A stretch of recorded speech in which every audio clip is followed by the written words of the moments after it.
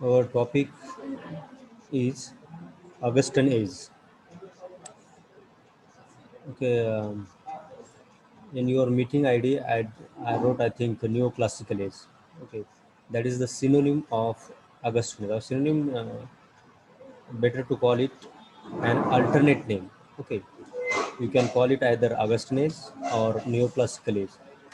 Again, you can call it 18th century literature also. Okay, there are various names that you can use for this Augustan age in English literature. Just focus on the title first. Now, the topic which is for our syllabus is Augustan age. Okay, keep in mind, आपल्या सिलेबसमध्ये topic काय दिलेला आहे? Augustan age दिलेला आहे. लक्षात राहील. पण याच ऑगस्टन एजला तुम्ही काय म्हणू शकता? न्यू क्लासिकल एज सुद्धा म्हणू शकता. Okay, new classical. त्याला ऑगस्टन एज का म्हणायचं, न्यू क्लासिकल एज का म्हणायचं, आणि 18th सेंचुरी लिटरेचर हे का म्हणायचं, किंवा ट्रान्झिटरी एज. ओके, ट्रान्झिशन म्हणजे बदल, संक्रमण. तर बदलतं युग, बदलतं एज हे का म्हणायचं, किंवा age of Pope and Johnson हे का म्हणायचं. हे सगळ्या गोष्टी आपण पाहणार आहोत. फक्त तुम्हाला लक्षात एकच ठेवायचं आहे, ते म्हणजे Augustan age. Okay, Augustan age हे आपल्या सिलेबसला प्रिस्क्राईब केलेलं नाव आहे, टायटल आहे. तर इन लिटरेचर, विशेषतः इंग्लिश लिटरेचर किंवा ब्रिटिश लिटरेचरमध्ये, the 18th century is also known as Augustan age. Okay, 18th century काय म्हणायचं, because that period of 18th century is considered here. म्हणजे 1700 पासून ते 1799 हा पिरियड जो आहे, 1700 ते 1799, याला काय म्हणायचं, किंवा 98 या पिरियडला 18th सेंचुरी म्हणत असतो आपण. आणि हा 18th सेंचुरीचा जो काळ आहे लिटरेचरमधला, विशेषतः इंग्लिश लिटरेचरमधला, त्या 18व्या शतकाच्या काळाला आपण काय नाव दिलेलं आहे, तर ऑगस्टन एज दिलेलं आहे. ऑगस्टन एज का म्हणायचं, त्याचं कारण आहे की Augustus was the king of Rome. Italy माहीत आहे, इटालीची राजधानी रोम. तर त्या रोमचा किंग होता. कोण होता? That was Augustus. ओके, किंवा किंग ऑगस्टस. आणि केव्हा होता, तर इन द एन्सेंट एज, खूप खूप प्राचीन काळामध्ये, म्हणजे इसवी सनाच्या पहिल्या शतकात आणि इसवी सनाच्या पहिल्या शतकाच्या आधी, असं यानं जवळपास एक 40-45 वर्ष राज्य केलं. आणि त्याचा काही काळ हा इसवी सनाची काउंटिंग होण्याच्या आधी जातो, आणि काही काळ इसवी सनाची काउंटिंग सुरू झाल्याच्या नंतर सुद्धा येतो. ओके, असा हा एक वेगळाच किंग त्यावेळेस होता. ओके, ज्याचा काळ इसवी सनाच्या आधी होता, इसवी सन काउंटिंग करण्याच्या, आणि इसवी सनाची काउंटिंग सुरू झाल्याच्या नंतर सुद्धा होता. ओके, आणि त्याचं नाव काय होतं, तर ऑगस्टस. आणि कुठला राजा होता? रोमचा. Okay, in his time Rome became prosperous. Prosperous means वैभवशाली बनणं, किंवा भरभराट होणं, किंवा संपन्नता येणं. ओके, तर तो प्रॉस्परस बनला. कोण? रोम. कोणाच्या काळामध्ये? किंग ऑगस्टसच्या काळामध्ये.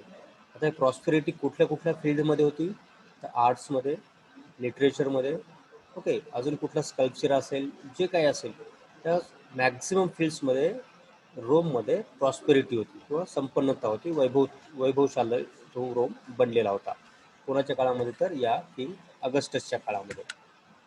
ओके, म्हणून रोमचं गोल्डन एज सुद्धा त्याला म्हटलं जाते, किंग ऑगस्टसचा काळ म्हणून. तुम्ही एक प्रोव्हर्ब सुद्धा ऐकले असेल की Rome is not built in a day.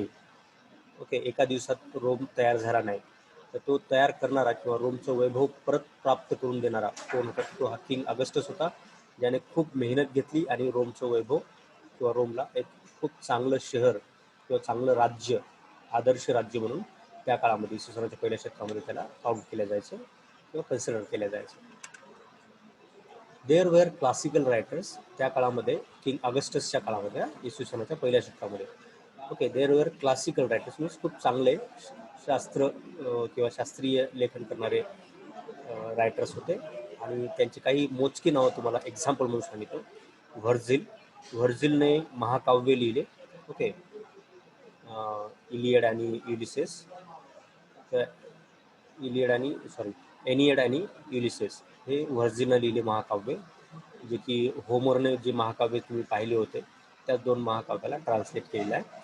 त्यानंतर ओविड नावाचा पण एक ग्रेट रायटर होता, ज्याने मेटामॉर्फोसिस नावाचं एक लांबलचक स्टोरी इन स्टोरी असं खूप साऱ्या स्टोरीज दिल्या आहेत त्याच्यामध्ये.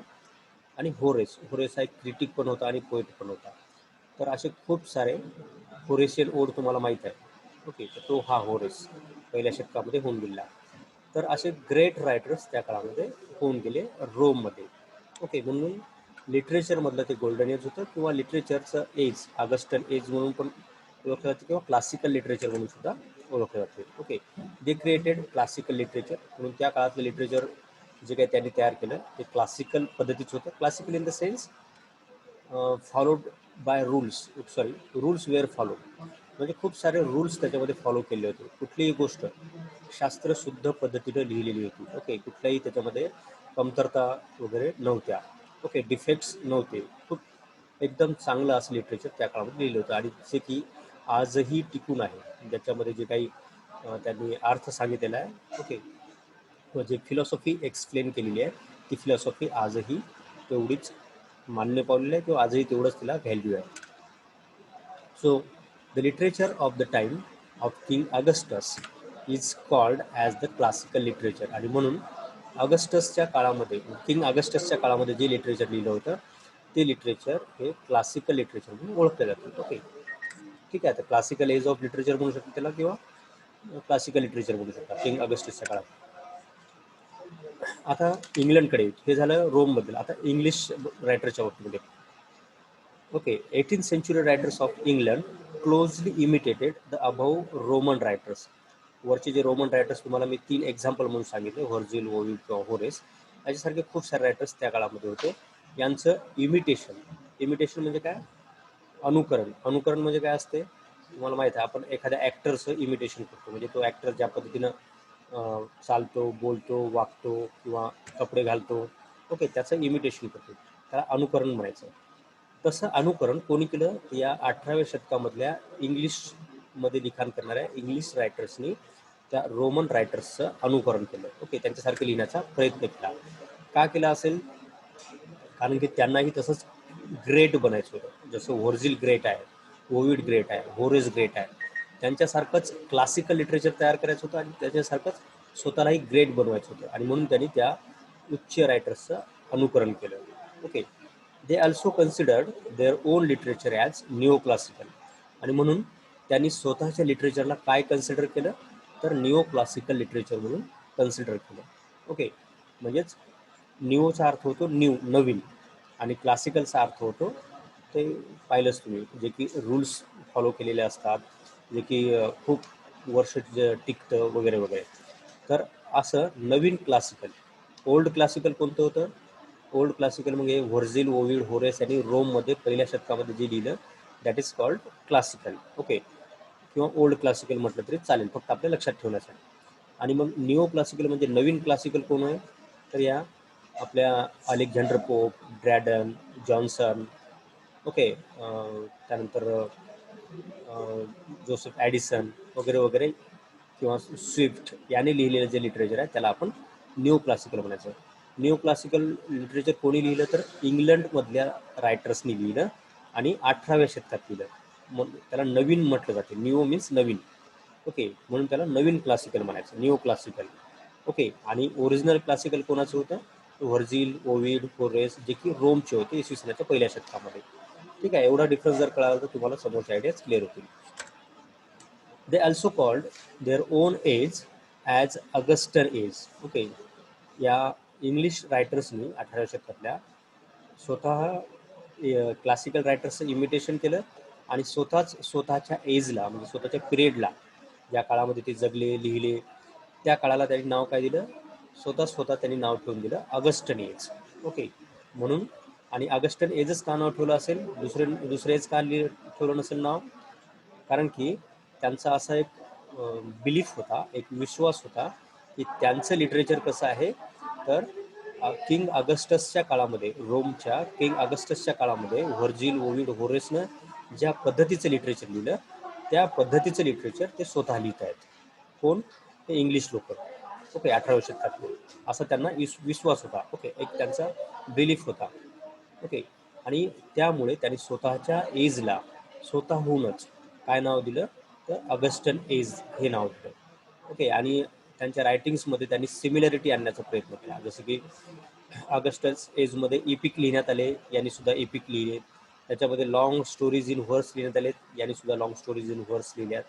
त्यांच्या काळामध्ये सटायर लिहिण्यात आल्या होत्या रोमन रायटर्सच्या, यांनी सुद्धा काय केलं, इंग्लंडच्या लोकांनी तशा सटायर लिहिण्याचा प्रयत्न केला वगैरे वगैरे. आणि म्हणून त्यांनी स्वतःला ऑगस्टन एज हे नाव दिलं. इन द 18th सेंचुरी, 18व्या शतकामध्ये Alexander Pope, okay, doctor Samuel Johnson were the major literary figures. अजूनही आहेत. जॉन ड्रॅडन एक आहे ज्यांच्या जस्ट आधी होऊन गेलेला. त्यानंतर जोसेफ ॲडिसन आहे. ओके. जोनेथन स्विफ्ट आहे. पण तुम्हाला माहिती असं म्हणून फक्त हे मी दोनच नाव दिले, ते की जास्त ग्रेट आहेत. ओके. ग्रेटेस्ट म्हटलं तरी चालतं त्या पिरियडमध्ये. तर हे दोन ग्रेट रायटर होऊन गेले. So okay. तर याला त्या ग्रेट रायटरच्या नावाने सुद्धा ओळखलं जाते या एजला, या टाईमला. That is age of Pope and age of Johnson. Okay. Pope generally 1745 पर्यंत एज जे आहे ते पोपच्या नावाने आहे. ओके. समवेअर 1745 याच्या आसपास अलेक्झांडर पोप हा मरण पावला होता. आणि एज ऑफ जॉन्सन हा त्याच्या मृत्यूपर्यंत जॉन्सनचा. Okay. The features of the English literature in Augustan age. आता काय काय आहे ऑगस्टन एजच्या लिटरेचरचे फीचर? तुम्हाला नावं कळालीत. ऑगस्टन एज का म्हणायचं? कारण की यांनी स्वतःच्या एजला ऑगस्टसचं नाव दिलं, कारण की किंग ऑगस्टस हा रोमचा राजा होता, ज्याच्या काळामध्ये खूप ग्रेट असं क्लासिकल लिटरेचर तयार झालं. एक 18th सेंचुरी लिटरेचर का म्हणायचं? कारण की 18व्या शतकामध्ये इंग्लिश लोकांनी हे लिहिलेलं आहे लिटरेचर, म्हणून याला 18th सेंचुरी लिटरेचर म्हणायचं. त्याला निओ क्लासिकल एज का म्हणायचं? कारण की क्लासिकल लिटरेचर जे की ऑगस्टसच्या काळामध्ये होतं रोममधलं, इसवी सनाच्या पहिल्या शतकातलं, त्यांचं अनुकरण या 18व्या शतकातल्या इंग्लिश रायटर्सने केलं आणि त्यांच्यासारखं क्लासिकल लिटरेचर तयार करण्याचा प्रयत्न केला. पण क्लासिकल एज तर ऑलरेडी होऊन गेलं, म्हणून यांनी स्वतःला काय नाव दिलं? न्यू क्लासिकल नाव दिलं. ओके. त्यानंतर ट्रान्झिटरी एज काय म्हणायचं ते समोर आहेच आपल्याला.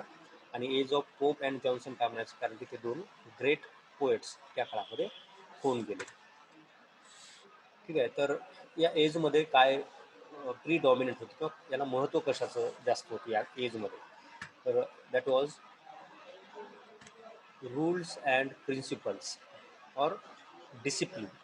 डिसिप्लिन म्हणजे काय? नियम. ओके. शिस्त. लिटरेचरमध्ये शिस्त या काळामध्ये फॉलो केली जायची. आणि लिटरेचरची शिस्त काय असते? तर लिटरेचर लिहिताना काही रूल्स असतात, काही नियम असतात.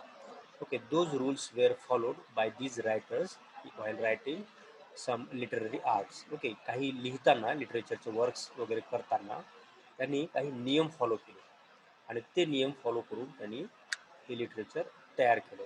ओके. आता नियम काय असतात? जसं की तुम्हाला सॉनेट माहीत आहे. सॉनेटमध्ये किती लाईन्स असतात? 14 लाईन असतात. त्याचं डिव्हिजन कसं असतं? पेट्रार्कल सॉनेटमध्ये त्या ऑक्टेव्ह आणि सेस्टेट 8 आणि 6. आणि शेक्सपिरियन सॉनेटमध्ये किंवा इंग्लिश सॉनेटमध्ये कसं असते? तर 3 क्वार्टरेन आणि 1 कपलेट. ओके. 4+4+4+2. आणि त्याची रायमिंग काय असते? तर ती फिक्स असते. या सगळ्या गोष्टी काटेकोरपणे पाहायच्या. जर तुम्हाला एपिक लिहायचं आहे तर एपिकच्या सुरुवातीला इनोकेशन आली पाहिजे. Okay. Begin in the middle. ते एपिक हे मध्येच सुरू झालं पाहिजे, स्टोरीच्या शेवटी किंवा सुरुवातीला नाही. त्यानंतर त्याच्यामध्ये हिरो हा खूप उच्च दर्जाचा असला पाहिजे. ओके. त्यानंतर त्याच्यामध्ये लव आणि ॲडव्हेंचर या दोन गोष्टी असल्या पाहिजेत. असे खूप सारे फीचर्स असतात. ओके. एपिक सिमिली असली पाहिजे. ओके. त्याला होमरिक सिमिलीसुद्धा म्हणतात. तर अशा पद्धतीचं लिटरेचरचे रूल्स फॉलो करणं हे या काळाचं वैशिष्ट्य होतं. Okay. In this Augustan age the writers studied and used the ancient rules of writing poetry. Okay. कविता कशी लिहायची, एका लाईनमध्ये किती सिलॅबल असावेत, ते सिलॅबल कसे बरोबर आले पाहिजेत, शेवटचा यमक कसा व्यवस्थित आला पाहिजे, यावरती लोक जास्त कॉन्सन्ट्रेट करायचे, रूल्सवर. ओके. नियमांवर. They gave more importance to the form than the content. Okay. तुम्ही विषय काय लिहित आहात ते महत्त्वाचं नाही. महत्त्वाचं काय आहे की तुम्ही ते फॉर्म किती चांगल्या पद्धतीनं तयार केलेला आहे किंवा चांगल्या पद्धतीनं फॉलो केलेला आहे, त्याला जास्त हे लोक महत्त्व द्यायचे.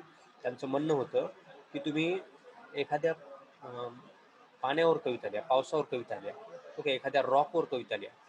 तो ऑब्जेक्ट महत्त्वाचा नाही, तर तो ऑब्जेक्ट तुम्ही किती चांगल्या पद्धतीनं डिस्क्राईब करत आहात, ओके, त्याच्यामध्ये शब्द किती चांगल्या पद्धतीनं वापरत आहात, ओके, त्याच्यामध्ये फिगर ऑफ स्पीच, मीटर, एमक, रायमिंग हे कसं वापरत आहात याला जास्त महत्त्व या लोकांनी दिलं होतं. हिरोईक कपलेट, ओके, या एजचं दुसरं महत्त्व म्हणजे किंवा दुसरं वैशिष्ट्य म्हणजे हिरोईक कपलेट. ओके, जवळपास 150 वर्ष असं म्हटलं जातं की इंग्लिश लिटरेचरवर कोणी राज्य केलं तर या हिरोईक कपलेटनं राज्य केलं. म्हणजे जवळपास 150 वर्ष मॅक्झिमम रायटर्स, ओके, सगळ्याचे सगळे नाही पण most of them used heroic couplets in their poetry. Poetries नाही, त्यांना ड्रामे जरी लिहायचे असतील व्हर्समध्ये, ओके, व्हर्स ड्रामा, तर त्यामध्ये सुद्धा त्यांनी हिरोईक कपलेटलाच महत्त्व दिलं. आता हिरोईक कपलेट म्हणजे काय तुम्हाला मी मागे तरी सांगितलं की 2 लाईन्स ज्या की त्यांची लाईन्स लांबी सारखीच असते आणि शेवटीच्या 2 शब्द हे राईम होतात एकमेकांसोबत, ओके, जसं की कॅट मॅट, सॅट बॅट, ओके, रॅट हॅट, तसं. तर हे हिरोईक कपलेट या काळामध्ये खूप पॉप्युलर होतं. Alexander Pope popularised the use of heroic couplet in poetry.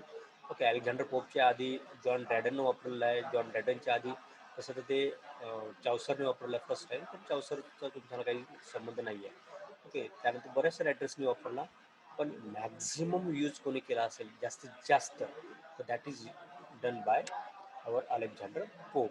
Okay, ज्याची एक कविता आपल्या अभ्यासाला पण आहे, पण त्याच्यामध्ये हिरोईक कपलेट नाही आहे.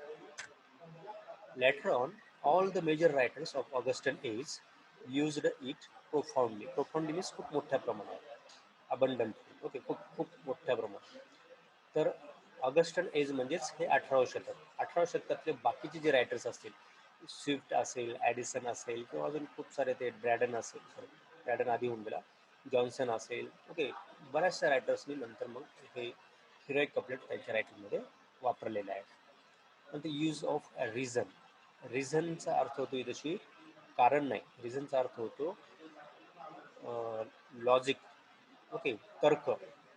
तर या काळामध्ये जे काही लिहिलं जायचं ते तर्कावर आधारित होतं. तर्क मीन्स लॉजिकवर, म्हणजे हे जे तुम्हाला मांडायचं आहे ते असं असू शकते का, ओके.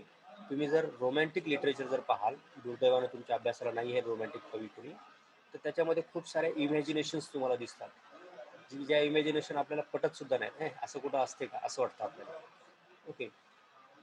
विशेषतः जे हॉरर मूव्हीज वगैरे असतात, तर त्याच्यामध्ये आपली इमॅजिनेशन तेवढी चालत नाही हॉरर मूव्हीजमध्ये, किंवा फारच रोमॅन्टिक काही थ्रिल आणणाऱ्या गोष्टी ज्या असतात, तर इथं वाटतं की हे असं कुठं होतं का. पण यांच्या लिटरेचरमध्ये असं नाही आहे. यांच्या लिटरेचरमध्ये जे तुमच्या लॉजिकला पटतं, ओके, जे जे की रिझनेबल आहे, जे की होऊ शकतं, अशा घटनांना जास्त महत्त्व दिलेलं आहे त्यांच्या रायटिंगमध्ये. Okay, 18th century writers presented realistic account of life based on reasoning. Okay, यांनी मॅक्झिमम कशाला महत्त्व दिलं तर रिअलिस्टिक अकाउंट किंवा रिॲलिटीला दिलेलं आहे. प्रत्यक्षात काय आहे, ओके, नेमकं काय घडतं याला जास्त महत्त्व दिलं आहे, विशेषतः या 18th सेंचुरी रायटर्सनी. त्याला लॉजिक अप्लाय करून किंवा आपली रिझनिंग अप्लाय करून. रिझनिंग मीन्स बुद्धी, तर्क. There was very little scope for romantic and dreamy ideas. Okay, dreamy आयडियाजला जास्त महत्त्व नाही, तर जे खरं आहे त्याला जास्त महत्त्व देण्याचा प्रयत्न केलेला आहे. Reason was the basis of literature. या काळामधला लिटरेचरचा बेसिस काय होता तर रिझन, ओके, म्हणजे जे तार्किक आहे, जे बौद्धिक आहे, ते त्यांनी लिटरेचरमध्ये टाकण्याचा प्रयत्न केला. Therefore 18th century literature appeals more to brain, okay, and rather than to our heart. आपल्या मनाला जास्त ते भावत नाहीत त्यांच्या कविता, ओके, त्याच्यापेक्षा ते कशाला अपील करतात किंवा कशाला भावतात, आपल्या ब्रेनला, आपल्या बुद्धीला ते जास्त अपील करतात, ओके. म्हणजे बुद्धीला जास्त महत्त्व दिलं यांनी, आपल्या मनाला नाही दिलं, इमोशनला नाही दिलं, तर कशाला दिलं, त्या विचारांना जास्त महत्त्व दिलं, ओके, इमोशन्सला नाही, थॉट्सला जास्त महत्त्व दिलं. त्यामुळे ते डिफिकल्ट वाटतात, कॉम्प्लेक्स वाटतात, वगैरे वगैरे. त्यानंतर आर्टिफिशियलिटी. आता एखादी गोष्ट जर तुम्ही नियमाला धरूनच करणार असाल तर definitely there will be artificiality in it.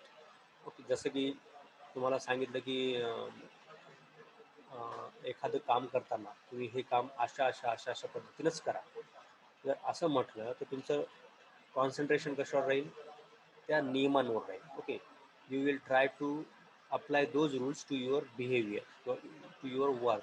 तुम्ही ज्या पद्धतीनं काम करतात ते काम त्या रूल्समध्ये बसत आहे का? याचा विचार करत राहणार. मग त्याचा जर विचार करत राहणार तर ते काम नॅचरल होणार का? तर नाही. ते काम काय होईल? आर्टिफिशियल होईल. ओके. जबरदस्ती केल्यासारखं.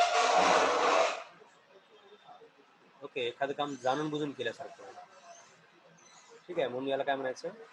लिटरेचर हे या काळातलं कसं होतं तर आर्टिफिशियल होतं, जे की रूल्स फॉलो करत होतं. Writers used polished language suitable to the form of poetry.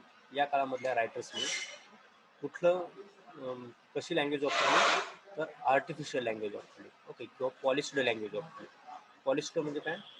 तर त्याला जसं आपल्याकडे न्यूज कशा दाखवतात, स्पायसी बनवून दाखवतात माहीत आहे. जे घडतं त्याला काहीतरी अजून वेगळं काहीतरी दाखवण्याचा प्रयत्न केला जातो. तसंच या काळामध्ये जी लँग्वेज होती ती लँग्वेज तुम्ही साध्या शब्दात सुद्धा एक्सप्रेस करू शकता एखादी घटना, पण त्याच शब्दांना स्टँडर्ड वर्ड्स म्हणा किंवा म्हणजे क्लासिकल वर्ड्स असतात किंवा त्यामुळे आपण त्यांना भारदस्त जे वर्ड्स असतात, ओके, असे भारदस्त वर्ड्स जाणून बुजून याच्यामध्ये वापरण्याचा प्रयत्न करतो. ओके. तुम्हाला जर संस्कृतचे शब्द येत असेल तर तुम्हाला ते लक्षात येईल. मराठीमध्ये एखादा शब्द बोलून एखादं मागणी करणं किंवा संस्कृतचे शब्द वापरून, ओके, जसं की मला पाणी पाहिजे तसं म्हणण्याच्या ऐवजी काय म्हणायचं? ओके, मला जल पाहिजे. गरज आहे का जल म्हणण्याची? नाही, पाणी म्हटलं तरी चालतं ना. तसं polished language means standard language यांनी वापरण्याचा किंवा त्याला उच्च दर्जाची बनवण्याचा प्रयत्न केला आणि तेही आर्टिफिशियल. आणि म्हणून ही यांच्या कविता आपल्याला आर्टिफिशियल जास्त वाटतात. म्हणजे पाण्याच्या जागी जल वापरायची विनाकारणाचं. Most of the words used by them brought artificiality to language. Okay. आणि याला एक नाव दिलेलं आहे इंडियन फ्रेजेस किंवा इंडियन फ्रेजिओलॉजी. इंडियन मीन्स अर्थहीन. म्हणजे जे काम तुम्हाला 2 शब्दात करायचं असेल त्या 2 शब्दाच्या कामासाठी विनाकारण 15-20 शब्द वापरायचे. लांबलचक वाक्य तयार करायचे. ठीक आहे. तर असं प्रॉब्लेम या काळातल्या लोकांनी केला म्हणून त्यांच्या कविता आपल्याला आर्टिफिशियल वाटतात. त्यानंतर सटायर. मला सांगितलं की यांनी इमिटेशन केलं तर न्यू क्लासिकल रायटर्सनी. न्यू क्लासिकल रायटर्सनी इपिक जास्त लिहिले होते, सटायर कमी लिहिले होते किंवा त्यांचं प्रमाण जवळपास सारखंच होतं. परंतु या 18th सेंचुरी लिटरेचरमधल्या रायटर्सनी काय केलं, ब्रिटिश किंवा इंग्लिश रायटर्सनी जास्त फोकस कशावर केला तर सटायरवर केला. Okay. Satire was the most famous form of writing. या काळामध्ये मॅक्झिमम जर यांनी काय केलं असेल किंवा सगळ्यात चांगलं कोणतं जर रायटिंग केली असेल तर दॅट वॉज सटायर. ओके. सटायरपेक्षा दुसरं यांना काही तेवढं विशेष जमलं नाही लिहायला. The writers like pope popularized artificial manners. Sorry. The writers like Pope satirized artificial manners in the society. समाजामध्ये जे काही आर्टिफिशियलिटी असते किंवा आर्टिफिशियल मॅनर्स किंवा एटिकेट्स असतात आर्टिफिशियल, तर त्यांना टीका करण्याचं काम किंवा त्यांना टार्गेट करण्याचं काम या अलेक्झांडर पोपने केलं. त्याचं एक example rape of the lock तुम्हाला मी त्या दिवशी सांगितलं होतं की लेडी कशी वागते. ओके. सकाळी उशिरा उठणं, आपल्या पेटला जास्त लाड करणं आणि रात्रभर बाहेर क्लबमध्ये जाऊन कार्ड्स खेळणं वगैरे वगैरे हे तिचं काम असायचं. तर या गोष्टींना सॅटराईज केलेलं आहे. They also wrote satires on the individuals. Okay. त्याचबरोबर त्यांनी वैयक्तिक सॅटायर सुद्धा लिहिल्या. तुम्हाला शॅडवेलचं एक उदाहरण सांगितलं तुम्ही त्या दिवशी. ड्रॅडनने सॅटायर केली होती. City life. Okay. Romantic literature जे आहे तर ते शक्यतो हे नेचरवर आधारित असतं किंवा रुरल लाईफवर आधारित असतो, खेड्यातील जीवनावर आधारित असतं. परंतु हे क्लासिकल लिटरेचर जे आहे विशेषतः न्यू क्लासिकल, जे की अलेक्झांडर पोपने वगैरे लिहिलं आहे, याच्यामध्ये सिटी लाईफ आपल्याला जास्त दिसते. ओके. तर the literature of the Augustan age is exclusively only about the city life. Okay. Maximum काय असेल निसर्गाचं वर्णन आहे, पण त्याला जास्त वाव नाही किंवा जास्त त्याचं कॉन्ट्रीब्युशन नाही आहे याच्यामध्ये रायटिंगमध्ये. जास्तीत जास्त लिखाण कशाबद्दलचं आहे तर that is about Augustan age, sorry, city life. The people and their artificial manners were the subjects of the poetry. Okay, तर यांच्या पोएट्रीचा विषय कोणता होता, तर लोक आणि त्यांचे आर्टिफिशियल मीन्स कृत्रिम वागणं, ओके, समाजामध्ये ते मॅनर्स, हे त्यांचा विषय होता. Little place was given to the nature. निसर्गाला फार फार फार कमी महत्त्व तसे दिलं होतं, कमी त्याच्याबद्दल लिखाण केलं होतं. नेक्स्ट आहे prose and periodicals and novels. Okay, या एजमध्ये नॉव्हेल्सची सुरुवात झाली 18व्या शतकामध्ये. त्याचबरोबर पिरियॉडिकल्सची सुद्धा सुरुवात झाली आणि म्हणून प्रोज जे आधीच्या काळापासून होतं त्याच्यामध्ये जास्त वाढ झाली. पिरियॉडिकल्स कशाला म्हणायचं, तर असे काही पब्लिकेशन्स असतात जे की ठराविक पिरियडने पब्लिश होतात. जसं की डेली न्यूजपेपर डेली असतात, दररोज पब्लिश होतो. काही वीकली असतात, 8 दिवसाला पब्लिश होतात. ओके, काही काय म्हणतो आपण बाय विकली असतात, म्हणजे 2 आठवड्यानंतर पब्लिश होतात. काही मंथली असतात, प्रत्येक महिन्याला पब्लिश होणारे. काही इयरली असतात, ओके, वर्षाला पब्लिश होणारे. तर असं त्याला पिरियॉडिकल्स म्हणायचं. आणि नॉव्हेल्स कशाला म्हणायचं, तर लांबलचक कादंबरी असते, स्टोरी असते, त्याला नॉव्हेल म्हणायचं. Prose became famous in this age. Okay, in this age, periodical journals began to publish series of essays. Okay, लांबलचक सिरीज या काळामध्ये पब्लिश केल्या जात होत्या जर्नल्सच्या. ओके, म्हणजे आज एक एसे पब्लिश झाला, पुढच्या पिरियॉडिकलमध्ये त्याचा दुसरा पार्ट पब्लिश व्हायचा, तिसऱ्या पिरियॉडिकलमध्ये त्याचा तिसरा पार्ट पब्लिश व्हायचा, चौथ्यामध्ये चौथा पार्ट पब्लिश व्हायचा. असे सिरीजमध्ये ते एसेस पब्लिश होऊ लागले. They were cheap and easily available. आणि तुम्हाला माहीत आहे प्रिंटिंग प्रेसचा शोध आधीच लागला होता, त्यामुळे त्यांचा खर्च कॉस्ट जो होता तो खूप स्वस्तात पब्लिश होत होते आणि अवेलेबल पण इझिली होत होते. विशेषतः त्या काळामध्ये पब्लिक क्लब स्थापन केले होते आणि पब्लिक लायब्ररीसुद्धा होत्या. पब्लिक लायब्ररीमध्ये वाचनालय, जिथे कोणीही जाऊन 1000 रुपयाची फी भरायची आणि महिना 2 महिने 4 महिने दिवशी जाऊन वाचन करायचं. अशा लायब्ररीजसुद्धा होते, पब्लिक लायब्ररीज. त्याचबरोबर क्लब हाऊसेससुद्धा होते. क्लब हाऊसेस म्हणजे जिथं आपण कॅफे जसं म्हणतो, चहा पिणं, कॉफी पिणं, तसं. तर तिथं जाऊन काय करायचे, हे पेपर वगैरे वाचत बसायचे लोक, चहा पीत वगैरे. तर त्यामुळे काय झालं, अवेलेबल पण इझी होत होते लवकर आणि त्यांची कॉस्ट पण खूप चीप होती. Romantic and adventurous stories changed into novels. Okay, आधीच्या काळामध्ये एक 60 पेज 70 पेज 100 पेजचं एक स्टोरी लिहिली जायची, रोमॅन्टिक किंवा ॲडव्हेंचरस स्टोरी. पण आता तीच 100 पेजची स्टोरी यांनी 300 पेज 400 पेज 500 पेजमध्ये कन्व्हर्ट केली आणि त्याला नॉव्हेलचं फॉर्म मिळालं. तर जोनेथन स्विफ्ट याने पहिलं हा जर्नलसाठी फेमस आहे. याचं जर्नल स्पेक्टॅटर नावाचं खूप फेमस आहे. डॅनियल डिफो डॅन डॅनियल डिफो हा त्याने पहिलं जर्नलसुद्धा सुरू केलं होतं, द रिव्ह्यू नावाचं, आणि छोट्या छोट्या कादंबऱ्यासुद्धा लिहिलेल्या आहेत. सॅम्युअल रिचर्डसनने एक पामेल नावाची कादंबरी लिहिली आणि बऱ्याचशा कादंबऱ्या लिहिल्या, त्याला आपण नॉव्हेल म्हणतो. Okay, road beautiful novels. त्यानंतर एज ऑफ ट्रान्झिशन. आता संक्रमण काय झालं, बदल काय झाला, तर विशेषतः 18व्या शतकामधला जो दुसरा अर्धा पार्ट आहे, म्हणजे 1750च्या पुढचा पार्ट, 1750च्या पुढच्या पार्टला काय झालं, तर the second half of the 18th century saw the transition in literary trends. Okay, लिटरेचरमध्ये आपल्याला बदल दिसू लागला हळूहळू, एकदाच नाही. तो बदल कोणता होता, तर classicism of the first half century was slowly decrease होणं मीन्स ऱ्हास होणं किंवा कमी कमी होणं. ओके, जो क्लासिसिझम होता, जो की 1660च्या पुढून सुरू झाला होता आणि 1750पर्यंत खूप चालला, तो क्लासिसिझम मात्र आता 1750च्या नंतर हळूहळू कमी होताना दिसत राहा. आणि its place was being taken by romanticism. आणि याची जागा कोण घेत होतं हळूहळू, तर रोमॅन्टिसिझम घेत होतं. रोमॅन्टिसिझममध्ये कोणी रूल्स फॉलो करत नाही. ओके, नियमांचं बंधन नसते, कशावर लिहायचं, काय लिहायचं, कसं लिहायचं याबद्दल काही नियम नसतात. ओके, कॉमेडी लिहायची का कॉमेडीमध्ये रूल फॉलो करायचे, ट्रॅजेडीमध्ये ट्रॅजेडीचे रूल फॉलो करायचे का, असं काहीही बंधन त्याच्यामध्ये नसतं. तर याच्याकडे लोक जाऊ लागले हळूहळू. With the end of the 18th century classicism stopped all together. आणि 18व्या शतकाच्या शेवटी पूर्ण क्लासिसिझम थांबून गेला आणि 1798ला आपल्या विल्यम वर्ड्सवर्थने एक पुस्तक पब्लिश केलं, प्रिफेस टू लिरिकल बॅलेट्स. आणि त्या प्रिफेसमुळं लिरिकल बॅलेट्सच्या हे रोमॅन्टिक एज सुरू झालं आणि क्लासिसिझम संपलं, असं एक प्रकारे डिक्लेअर केलं.